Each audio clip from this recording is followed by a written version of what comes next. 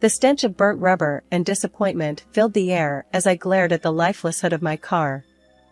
It was supposed to be a quick dash to meet a new client, not a roadside breakdown on a deserted highway. I sighed, pulling out my phone and dialing roadside assistance. The robotic voice on the other end promised a wait time of at least an hour. Just as frustration threatened to boil over, a beat-up pickup truck screeched to a halt behind me.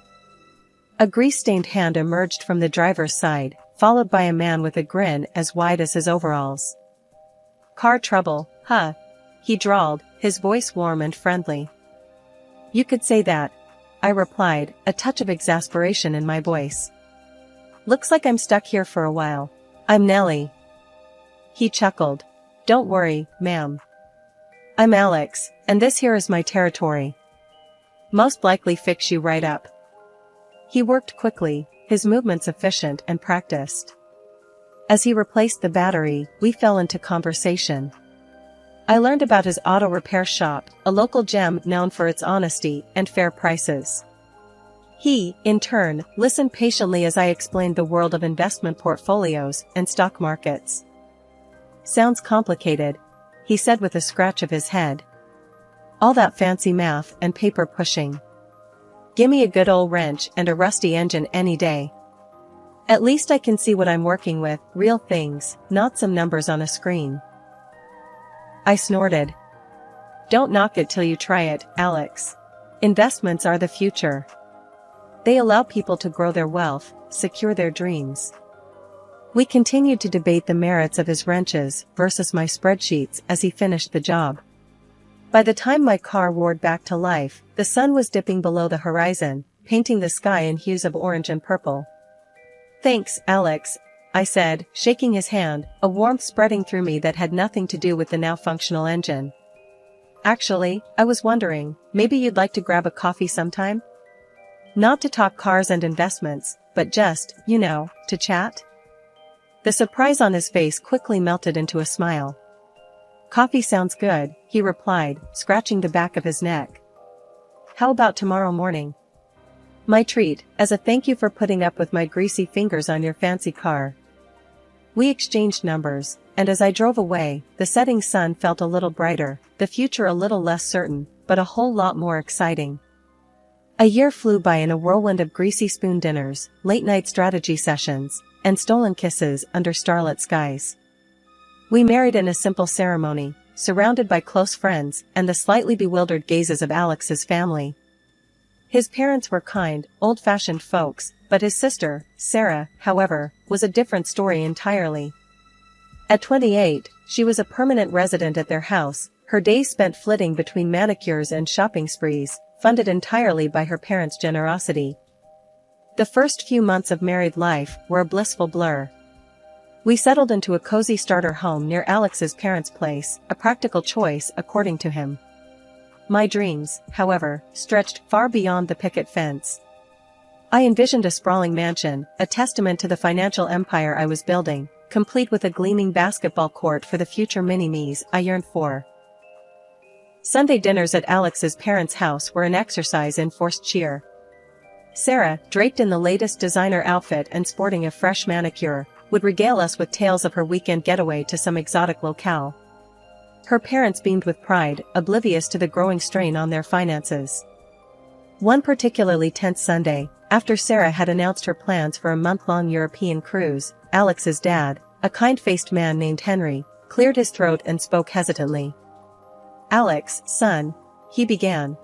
"Since we retired, things have been a bit tighter than we expected. We were hoping—" His voice trailed off, his eyes pleading.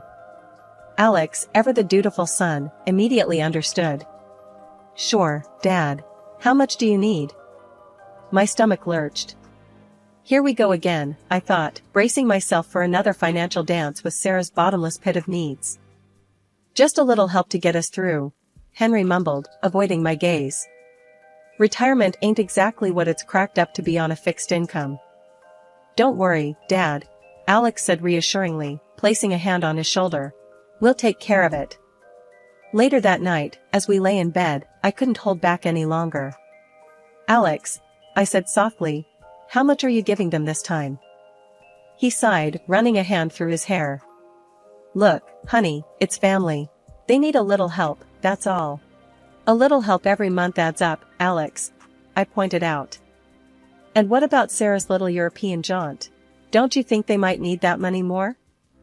Alex bristled. Don't you start with Sarah. It's none of your business how she spends her money. It becomes my business, I shot back, my voice rising. When it affects our finances. We're a team, remember? And frankly, I'm tired of feeling like an ATM for your entire family. The words hung heavy in the air, a stark contrast to the comfortable silence that usually filled our bedroom. Alex's jaw tightened. You just don't understand what family means, he said, his voice laced with anger. You have no relatives, so you wouldn't get it. That hit me like a sucker punch. It was true, I didn't have any family. My parents had passed away when I was young, leaving me a small inheritance that I had used to put myself through college. But the lack of a family wasn't a choice I had made, and it certainly didn't make me any less capable of understanding loyalty and love. One Tuesday evening, the phone rang, shattering the fragile peace in our house. It was Sarah, her voice choked with sobs. It's Dad, she stammered. He's in the hospital. Cancer. They say it's bad. The world seemed to tilt on its axis. Alex, his face pale, grabbed the phone from my hand and spoke in hushed tones. When he hung up, his eyes were red-rimmed. He's not going to make it, he said, his voice thick with emotion. The doctors are giving him a few weeks, maybe a month at most. The next few weeks were a blur of hospital visits, tear-filled goodbyes, and whispered promises. As the inevitable drew closer, the question of the funeral arrangements loomed large. One evening, Sarah, her eyes red and puffy, announced, I've talked to the funeral home. It's going to be a bit expensive, but Dad deserves the best, right? Alex, still raw with grief, readily agreed. Of course, honey, whatever it takes. It comes to. Sarah hesitated, then blurted out. $50,000. My jaw dropped. $50,000 for a funeral? That seemed like a staggering sum, especially considering the modest means of Alex's parents. 50,000? I echoed, unable to contain my surprise. Isn't that a bit excessive? Alex shot me a withering look. Don't be insensitive, Nellie. It's Dad's funeral. We have to honor him properly. Can't you just be supportive for once? The accusation stung. Supportive? I had spent the past few weeks juggling work and hospital visits, all while trying to navigate the emotional minefield that was his family. But apparently, that wasn't enough. Look, I said, trying to keep my voice calm. $50,000 is a lot of money. Maybe we should talk to your mom and see what she thinks. Before I could finish my sentence, Alex exploded. Don't you dare bring Mom into this, he roared. This is about family, and you clearly don't understand what that means. You only care about money. His words were a slap in the face. Tears welled up in my eyes, blurring my vision. Here we were again, at the same impasse. My attempt at financial responsibility construed as greed, my concern for his family dismissed as cold-heartedness. The sting of defeat lingered long after I transferred the $25,000 to Alex. Swallowing my pride and doubts, I did it for us, for our future. Maybe, I naively hoped, this would be the olive branch that ended the fight and brought us back together. But Alex, it seemed, had other plans. That night, he packed a duffel bag, his face etched with a stony resolve. Where are you going? I asked, my voice barely a croak. I need to be with Mom, he said curtly. She's taking this really hard. But what about us? I pleaded, a desperate hope flickering in my chest. He didn't answer. Just a gruff goodbye and the slam of the front door, leaving me alone in the echoing silence of our once happy home. The next few days were a blur of tearful phone calls to Alex's mom, unanswered texts, and a gnawing emptiness that settled in my gut. Finally, I received a call from the funeral home, a reminder of the looming farewell. Wiping away a fresh wave of tears, I dressed in black, the weight of the unresolved conflict a heavy burden on my shoulders. Arriving at the funeral home, a cold dread slithered down my spine as I noticed the deserted parking lot and the closed doors. "Excuse me?" I stammered, approaching the receptionist, a kind-faced woman with weary eyes. "Yes, ma'am," she replied politely. "I'm here for the service of Mr. Henry Johnson?" I inquired, my voice trembling slightly. She consulted the ledger on her desk, her brow furrowing slightly. "The service for Mr. Johnson concluded yesterday, dear." The world seemed to tilt on its axis. Yesterday? But My voice trailed off, confusion clouding my thoughts. "Alex didn't tell me." The woman offered a sympathetic smile. "Perhaps there was a misunderstanding. It was a simple cremation, as per the family's wishes." Cremation? The image of the extravagant funeral Sarah had described sent a jolt through me. $50,000 for a cremation? The pieces just weren't fitting. Anger, cold and sharp, began to replace the initial shock. Furious and confused, I stormed out of the funeral home, the receptionist's words echoing in my head. The betrayal gnawed at me, a bitter pill to swallow. Where was Alex? Why hadn't he told me? More importantly, where did all that money go? With a burning determination, I steered my car towards Alex's childhood home. Pulling into the driveway, I saw him emerging from his car, a glint of surprise flashing across his face. "Alex!" I shouted, flinging open the car door. "What is going on? Where did all this money go? And why wasn't I informed about the change in plans?" "You didn't care," he shot back, his voice laced with hurt and accusation. "You only think about money, never about family."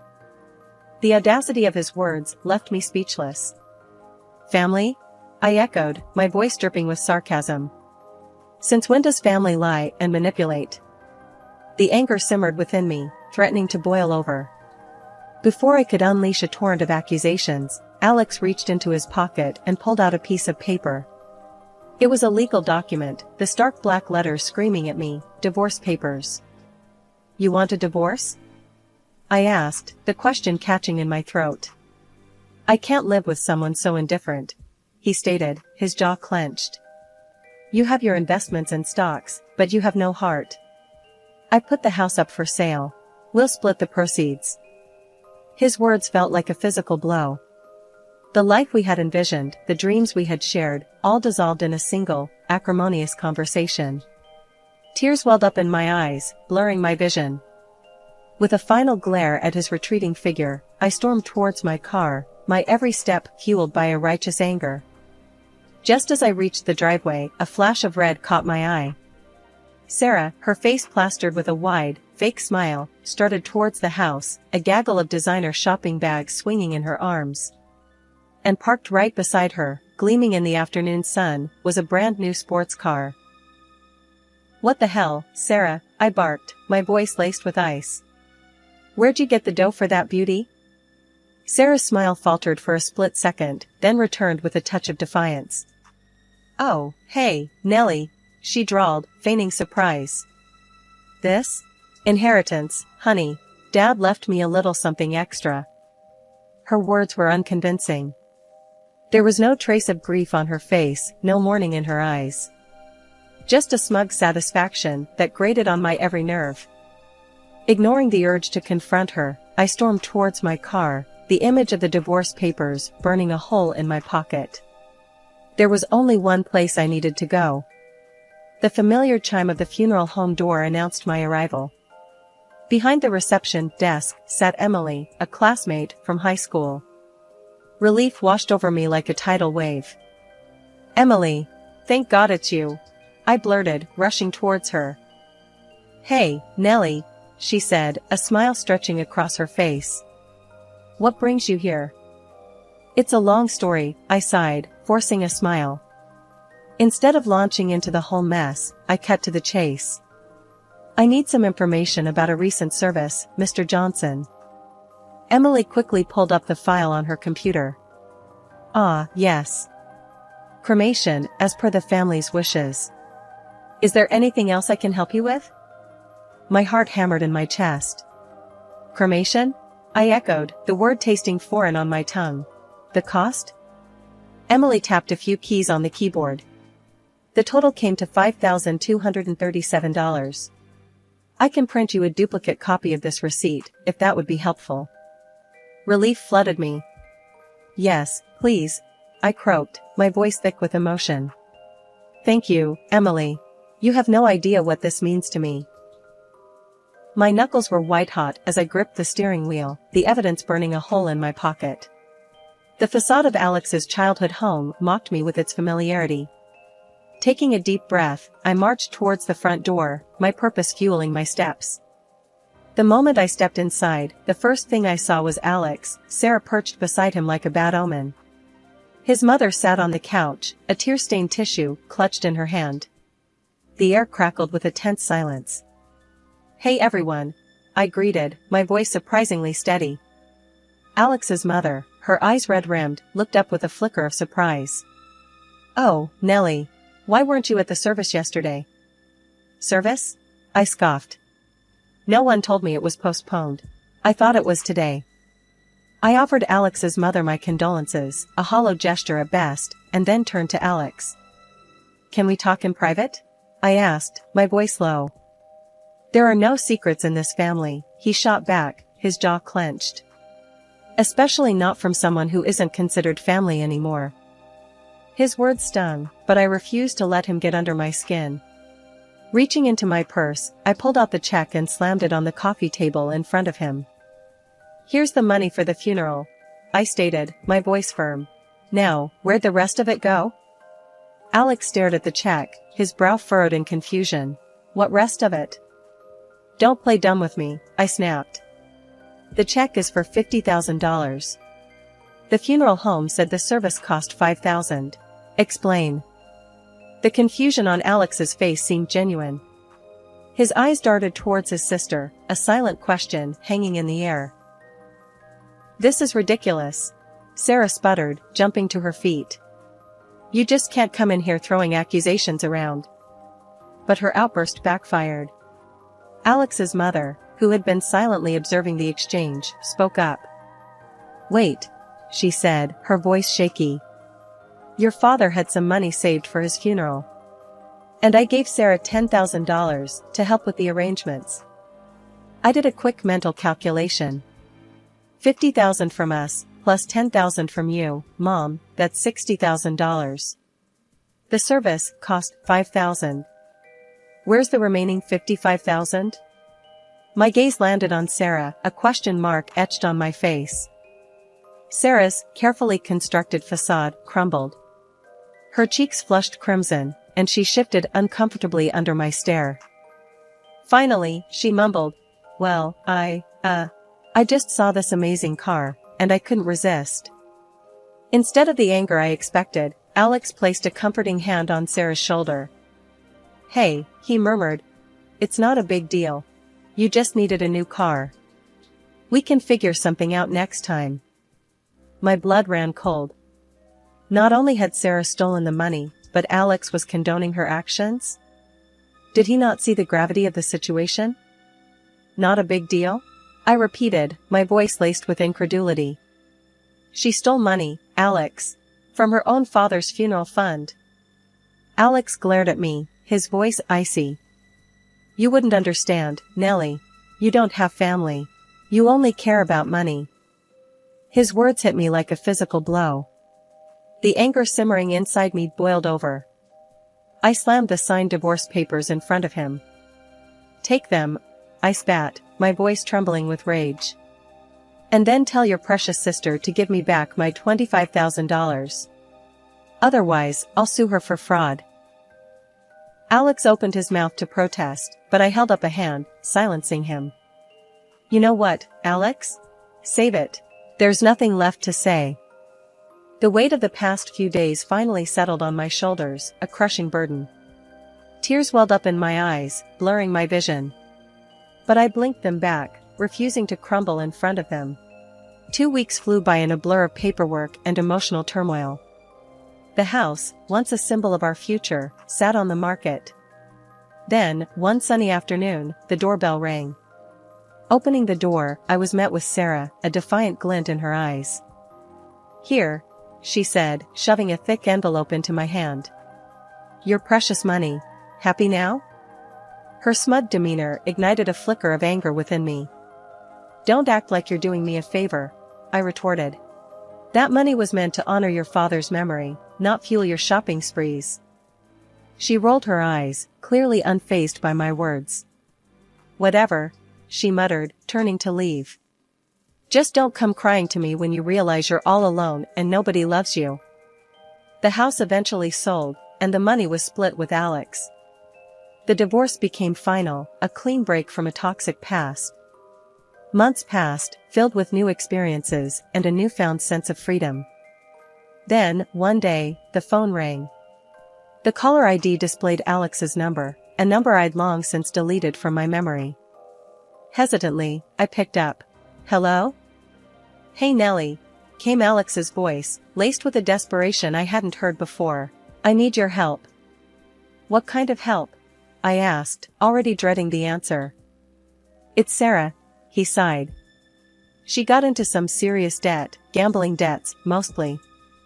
The creditors are after us, Nellie. They've already taken the house, the car repair shop. What do you mean us? I clarified, my voice tight. You and Sarah are no longer us, Alex. We're divorced, remember? Come on, Nellie, he pleaded. Don't be like that. You have money, you can help us out. Besides, you're all alone anyway. No kids, no family, nobody needs you. His words felt like a slap in the face. All the progress I'd made, all the independence I'd built, dismissed in a single, insensitive sentence. Anger, hot and righteous, surged through me. Nobody needs me? I echoed, my voice low and dangerous. Let me tell you something, Alex. I may not have a husband or kids, but I have friends, hobbies, and a life that doesn't revolve around cleaning up the messes of manipulative siblings. The answer is no, Alex. Absolutely not. And don't you ever call me again. With that, I slammed the phone down, the finality of the click echoing in my ears. There would be no second chances, no desperate pleas. I had built my own family, a family of friends, of experiences, of personal growth. And that, I realized, was more than enough. Years of experience had honed my intuition into a finely tuned instrument, and the melody it played was one of prosperity. The reward for my dedication? A sprawling new house on the city's fringe, a testament to my self-reliance and blooming independence. As I unwound on a plush chaise lounge, a cool glass of Sauvignon Blanc in hand, a wave of satisfaction washed over me. This was the life I had built, brick by brick, on the foundation of self-belief. The tranquility was broken by the insistent buzzing of my phone. An unknown number flickered on the screen. Usually, such calls were met with a dismissive silence, but a strange sense of unease gnawed at me. With a sigh, I swiped the answer button. Hello? I answered cautiously. A smooth, unfamiliar voice flowed through the receiver. Is this Nellie? My mind raced, searching for a connection to the voice. It held a hint of amusement, a touch of flirtation. Yes, speaking, I replied, my voice regaining its usual confidence. This is Michael, the voice continued, from the gallery down on Elm Street. We met a few weeks ago at the opening, remember? The one with the abstract expressionist exhibit? A memory flickered to life. The opening, the vibrant paintings, the man with the captivating smile and a passion for obscure French filmmakers. A smile tugged at the corner of my lips. Michael, right.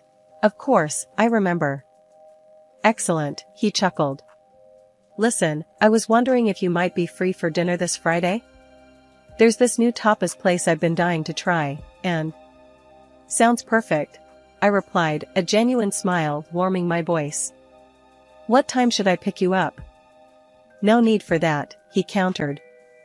Let me be the gentleman. I'll swing by your place at 8. Looking forward to it, Nellie. The call ended, and I cradled the phone, a giddy feeling bubbling in my chest. Life wasn't just about financial success, it was about building connections, fostering new experiences. And as I gazed out at the breathtaking sunset, the future stretched before me, an open road brimming with endless possibilities, and a man named Michael waiting to share the journey.